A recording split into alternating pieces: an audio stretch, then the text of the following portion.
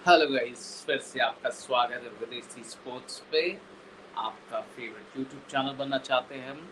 और अब आज हम लेके आए हैं क्वालीफायर वन, जो कि हमारे 4 टीम डिसाइड हो चुके थे, जिसमें से टॉप टीम थी Kolkata night Riders, second team में क्वालीफाई किया सनराइजर्स हैदराबाद ने, और उन दोनों के बीच में आज क्वालीफायर वन मैच था अहमदाबाद के नरेंद्र मोदी स्टेडियम में। इस मैच के बारे में हम डिस्कस करेंगे, लेकिन उसको डिस्कस करने से पहले आपसे वैसे निवेदन है, रिक्वेस्ट है, आग्रह है कि अगर आपने हमारा यूट्यूब चैनल सब्सक्राइब नहीं किया और अगर हमारा वीडियो देख रहे हैं तो प्लीज़ उसको सब्सक्राइब करें।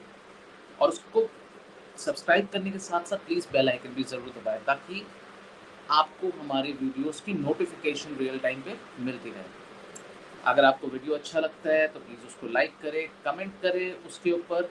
अगर आपको कोई सजेशन भी है वो भी आप हमें दे सकते हैं कमेंट सेक्शन में।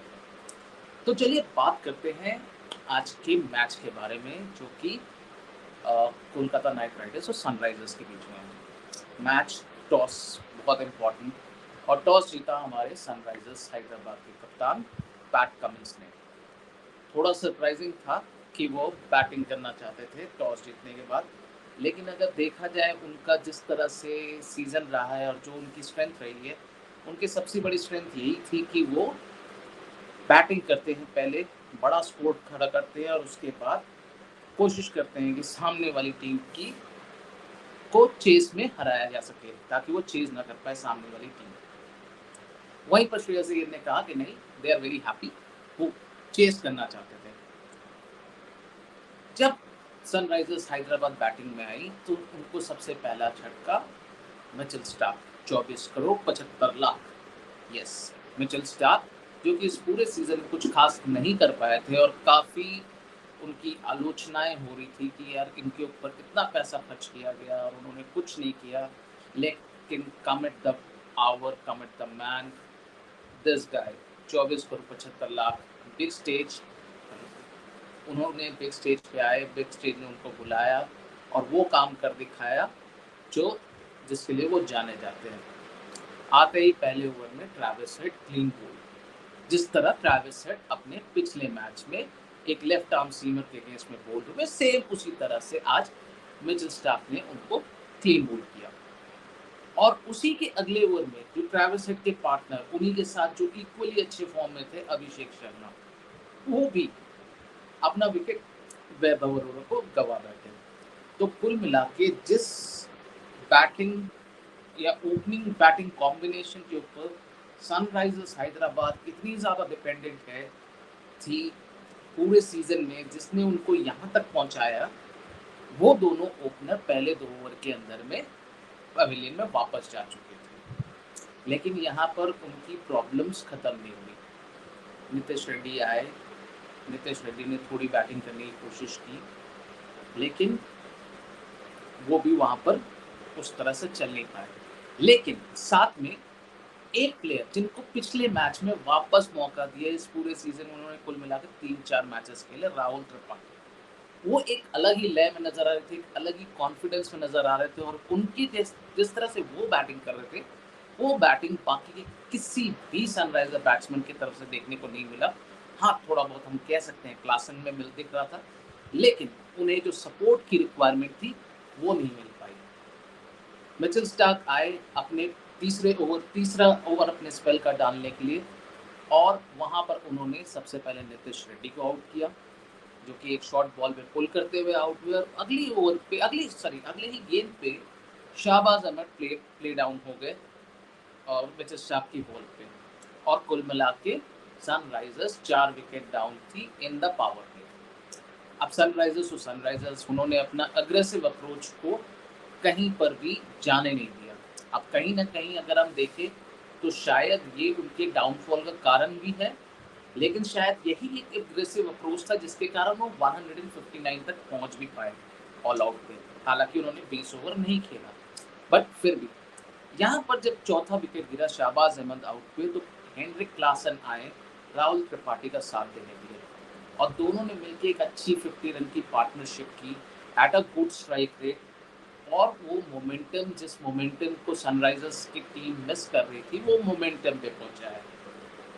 अनफॉर्चुनेटली यहाँ पर राहुल त्रिपाठी एक बहुत ही शानदार फील्डिंग के कारण वहां पर रन आउट हो गए। ही वॉज वेरी डिसअपॉइंटेड उस रन आउट के बाद, और उसके बाद जो विकेट्स की झड़ी लगी एक के बाद एक, वो झड़ी लगते गई। राहुल त्रिपाठी आउट हुए। राहुल त्रिपाठी के आउट होने के तुरंत बाद अगली गेंद पे सनवीर सिंह आउट हो गए।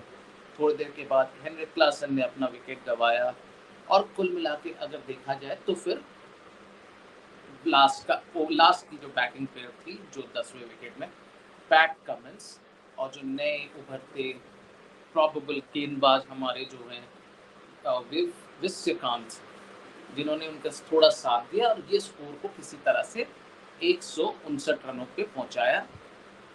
बॉलिंग की बात करें, जैसा हमने कहा, Mitchell Starc hero the match. उन्होंने मैच के स्टार्टिंग में पावर प्ले में उन्होंने सनराइजर्स की रीढ़ की हड्डी तोड़ दी। ट्रेविस हेड, नितिश रेड्डी और शाहबाज अहमद का विकेट ले गए। बाकी किसी भी बॉलर ने ऐसा नहीं किया कि उन्होंने डिसअपॉइंट किया, क्योंकि हर बॉलर ने विकेट लिया। कोई भी ऐसा बॉलर नहीं है जिनकी इकोनॉमी बहुत ज़्यादा पिटी हो। जिस तरह का स्कोर है, आपको जाहिर सी बात है आपको समझ में आ रहा होगा।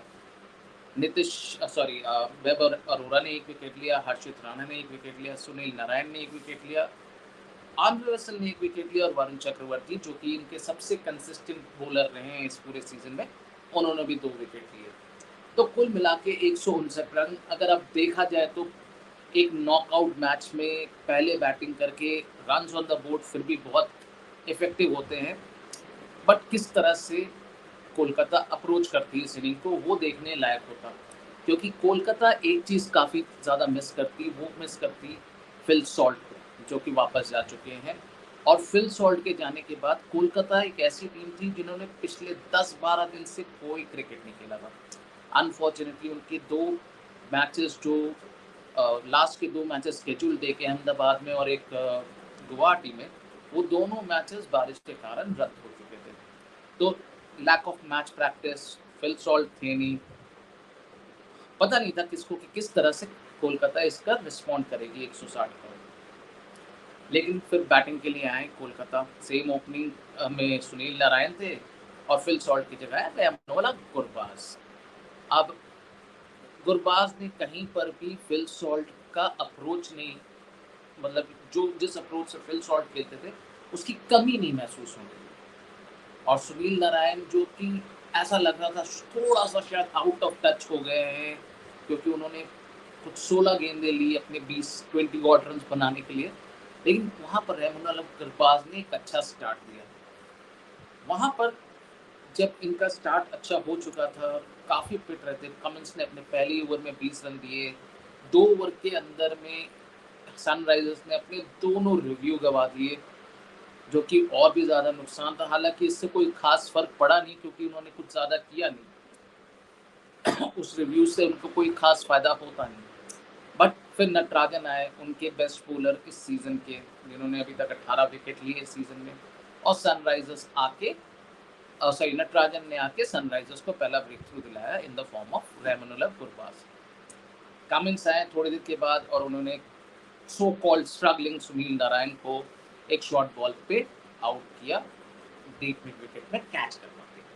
बट ये आखिरी जॉय था जो शायद सनराइजर्स के हिस्से में आने वाली थी, क्योंकि इसके बाद 2 अय्यर मिले साथ में, और दोनों अय्यर ने बैठ के आराम से बारी बारी से एक दूसरे से स्ट्राइक लेके, कभी एक छक्का मारा था, कभी दूसरा छक्का मारा था। दोनों एक दूसरे से कंपटीशन कर रहे थे और दोनों ने अपनी हाफ सेंचुरी बनाई और कुल मिला के कोलकाता को मैच जिता दिया। इस बीच में सनराइजर्स ने कुछ अच्छी खासी मौकरी की अपनी फील्डिंग की, जहाँ ट्रेविस हेड ने एक सिंपल सा कैच पॉइंट पे छोड़ा, जो उनके स्ट्रेट उनके हाथों में जा रही थी। एक और अच्छा कैच था बीच में, जो ट्रेविस हेड जो हेनरिक क्लासन एक एज लगा था, श्रेयस अय्यर ने स्वीप करने की कोशिश की थी, टॉप एज लगा और वो बॉल उछल के गई। वो अच्छा खासा उनको कैच कर चुके थे, लेकिन राहुल त्रिपाठी को फॉर सम रीजन उसको कैच करने की लगी और इवेंचुअली वो कैच भी ड्रॉप हुआ। सो इन 2 कैचेस के कारण श्रेयस अय्यर को लाइफलाइन मिली। Eventually he top scored for the Kolkata night riders, और दोनों अय्यर, जैसे मैंने कहा श्रेयस अय्यर, वेंकटेश अय्यर, दोनों ने अपना हाफ सेंचुरी पूरा किया और 13.3 ओवर, मतलब 14वें ओवर में उन्होंने सनराइजर्स की 159 रन की जो स्कोर था 160 रन का, उन्होंने अचीव कर लिया। उन्होंने सनराइजर्स को सनराइजर्स की भाषा में उन्होंने उनको हराया है। तो अब इससे होता क्या है कि सनराइजर्स जाती है क्वालिफायर 2 में, जहां वो चेन्नई में कल के मैच के विनर, जो कि आरसीबी और राजस्थान रॉयल्स के बीच में होने वाला है, उसमें से जो जीतेगा उनको खेलेगी। लेकिन यहाँ से कोलकाता नाइट राइडर्स सीधे जाती है फाइनल्स, जहां वो इंतजार करेगी कि क्वालिफायर 2 जो इस शुक्रवार को होने वाला है, जिसमें सनराइजर्स एक कंफर्म टीम है आज की तारीख में, और कल के मैच के जो विनर है उनके बीच में जो होगा, उसके बीच में जो भी विनर निकलेगा उनका इंतजार करेगी Kolkata night Riders on Sunday 26 May. अब this is what it is. So कॉर्बो लॉर्बो जीत बोरे करके Kolkata night Riders has reached the final. All the I'm sure all the Kolkata Knight Rider fans are very, very happy. Our co-panelist Saurabh Mahendiratta is also very happy. Unfortunately, he could not join the video today. But let's see.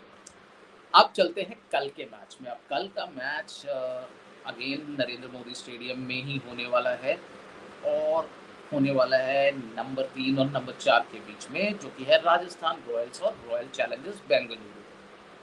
अब इसमें से एक team है जिसने पूरे महीने, मई के महीने में एक मैच नहीं जीता, जो कि है राजस्थान रॉयल्स, और एक टीम है जो अपने पिछले 6 मैचेस को जीतते हुए आ रही है, जिसका सिलसिला शायद अप्रैल के आखिरी हफ्ते में शुरू हुआ था। शायद 25 तारीख को उन्होंने सनराइजर्स को हराया था, और उसके बाद जाके अपना आखिरी मैच जो शनिवार को चेन्नई सुपर किंग्स के साथ एक बहुत ही इंटरेस्टिंग मैच जो हुआ था, उसमें चेन्नई सुपर किंग्स को हरा के क्वालिफाई करके आज अपना एक डिजर्व प्लेस के लिए खेल रही है। So let's see what happens tomorrow. मतलब एक तरफ देखा जाए तो राजस्थान की बैटिंग जिस तरह के फॉर्म में थी, उस तरह के फॉर्म में अब नज़र नहीं आ रही है। जॉस बटलर को वो मिस कर रहे हैं। यशस्वी जायसवाल पूरे सीजन में सिर्फ 1 सेंचुरी, उसके अलावा वो पूरी तरह से फ्लॉप रहे हैं। संजू सैमसन, जिनका सीज़न शुरू में बहुत अच्छा गया था, उन्हें काफ़ी रन्स भी स्कोर किए थे, ऑफ लेट उनके बल्ले से भी रन्स नहीं बन रहे हैं। रियान पराग एक लौता कंसिस्टेंट प्लेयर रहे हैं पूरे राजस्थान रॉयल्स के लिए, जिन्होंने कंसिस्टेंटली इस सीज़न उनके लिए परफॉर्म किया है, और शायद राजस्थान फिर उम्मीद करेगी कि वो इनके लिए परफॉर्म करें। वहीं पर अगर उनकी बॉलिंग की बात करें राजस्थान की, तो राजस्थान की बॉलिंग में Trent Boult is not doing what he is supposed to do. पूरे सीजन में he is known as a power play bowler, लेकिन पूरे सीजन में सिर्फ 7 पावर प्ले विकेट लिए हैं ट्रेंट बोल्ट ने, आउट ऑफ द 14 गेम्स, और rather 12 games, 13 games that he has played. एक गेम तो उनका पोस्टपोन रादर कैंसिल हो चुका था बिकॉज ऑफ रेन, अबैंडन हो चुका था। तो कुल मिला के 7 विकेट ही लिए हैं ट्रेंट बोल्ट ने। युजवेंद्र चहल, जो कि एक टाइम पे start of the season purple cap के रेस में थे, ही लॉस्ट द फॉर्म जैसी टीम इंडिया की अनाउंसमेंट हुई है। Ashwin is blowing hot and cold, वो वैसे भी एक विकेट टेकर के तौर पे नहीं जाने जाते हैं। Sandeep Sharma also he played couple of good matches. So not to sure किस तरह से राजस्थान अपनी बॉलिंग को और अपनी बैटिंग को पुल अप करेगी इस नॉकआउट मैच के लिए, क्योंकि इस मैच को अगर कोई हारेगा तो वो सीधा टूर्नामेंट से बाहर जाएगा। वहीं पर अगर हम बात करें रॉयल चैलेंजर्स बेंगलुरु की, तो पहले के 8 मैचेस में जो बैंगलोर के साथ सही नहीं हो पा रहा था, अब वो सारी चीज़ें सही हो रही है बैंगलोर के साथ। विराट कोहली जिस तरह की फॉर्म में थे, उस फॉर्म को बरकरार रख रहे हैं, और इसके साथ साथ उन्होंने जो क्रिटिसिज्म उनको मिल रही थी स्ट्राइक रेट को लेकर, उन्होंने उसका भी जवाब अपने क्रिटिक्स को दिया है। फैफ डू प्लेसी धीरे धीरे फॉर्म में आ रहे हैं। विल जैक्स भले ही इस सीजन में से, मतलब इस टूर्नामेंट को उन्होंने भी बाय बाय बोल दिया, just like Jos Buttler, but Maxwell आ चुके हैं वापस। पिछले मैच में 1 विकेट लिया, थोड़ी सी बैटिंग मिली, वहाँ अच्छा परफॉर्म भी किया। और कैमरन ग्रीन एक ठीक ठाक फॉर्म में है। रजत पाटीदार एक अनबिलीवेबल फॉर्म में चल रहे हैं और उनकी परफॉर्मेंस बहुत ही इम्पॉर्टेंट है। Dinesh Karthik as a finisher has been doing everything possible that Royal Challengers Bangalore को जो चाहिए। वहीं उनकी बॉलिंग की बात करें तो यश दयाल एक विकेट टेकर के तौर पे निकल के आए हैं उनके पास। सिराज ने तब तक कंट्रीब्यूट किया जब जब उससे कहा गया and he has been doing a decent job. Lockie Ferguson pace के साथ ट्रबल कर सकते हैं किसी भी टीम को, ये हम सब जानते हैं। वहीं पर उनके पास कुछ अननोन फिगर्स है जैसे कि स्वप्निल सिंह। वो आके अपने 2-3 इकोनॉमिकल ओवर डाल के जाते हैं और शायद कभी कभी एक आध विकेट भी लेके जाते हैं जो कि बहुत यूजफुल हो जाता है। कैमरन ग्रीन अच्छी बॉलिंग कर रहे हैं इन द मिडिल, जो कि हेल्प कर रही है उनकी hit the deck kind of bowling. और साथ में अगर हम बात करें तो maxi again he is been doing good as well. So RCB is going with the rhythm और वहीं पर Rajasthan Royals is missing the form, the momentum इस मोमेंट पे। और इंटरेस्टिंग होगा कल का देखना, कल का मैच, और देखते हैं कि इसमें से कौन जीतता है। मेरा पर्सनल ओपिनियन अगर पूछे तो दिल से राजस्थान, दिमाग से रॉयल चैलेंजर्स बेंगलुरु है, लेकिन वो तो कल पता चलेगा क्या होगा। आपको अगर लगता है कि आपके ओपिनियन में राजस्थान जीत रही है या रॉयल चैलेंजर्स बेंगलुरु जीत रही है, तो आप अपना जो ओपिनियन है कमेंट सेक्शन में डाल सकते हैं। सो आज के लिए फ़िलहाल इतना ही। आपसे कल मुलाकात होगी फिर से पोस्ट मैच रिव्यू के लिए। कल हमें पता चल जाएगा कि हमारे क्वालिफायर 2 के लिए कौन सी टीम जाएगी to join Sunrisers Hyderabad. So कल मिलते हैं, लेकिन before we take a leave again आपसे रिक्वेस्ट है कि अगर आपने हमारा वीडियो देखा है तो प्लीज़ इसको सब्सक्राइब करें। सब्सक्राइब कर लिया है तो बेल आइकन ज़रूर दबाएं ताकि आपके पास हमारी वीडियो की नोटिफिकेशंस आए। और अगर आपके कोई ओपिनियंस हैं, कोई व्यूज़ है, तो प्लीज़ अपने कमेंट सेक्शन में हमारे प्लीज़ अपने व्यूज़ और ओपिनियंस डालें। अगर आपको वीडियो अच्छा लगा है तो लाइक करें। We require your love. Thank you so much. Good night. See you again guys. Thank you.